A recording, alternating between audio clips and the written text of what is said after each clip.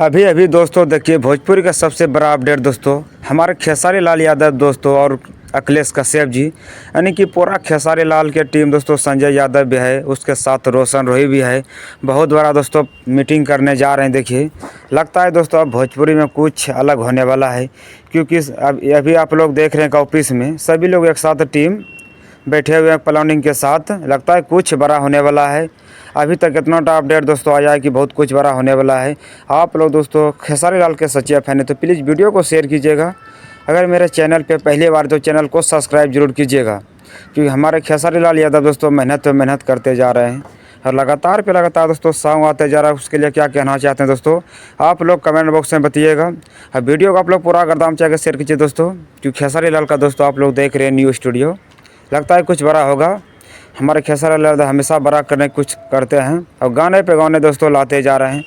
Video को दोस्तों आप लोग शेयर कीजिए और Khesari Lal fan please channel को सब्सक्राइब कीजिएगा। कैसा लगा अपडेट आप लोगों को दोस्तों कमेंट बॉक्स में ज़रूर बताइएगा। ऐसे आप लोग तबाही मचाते रहिए हमारे खेसारी लाल के लिए। फिर मिलते हैं नेक्स्ट वीडियो में।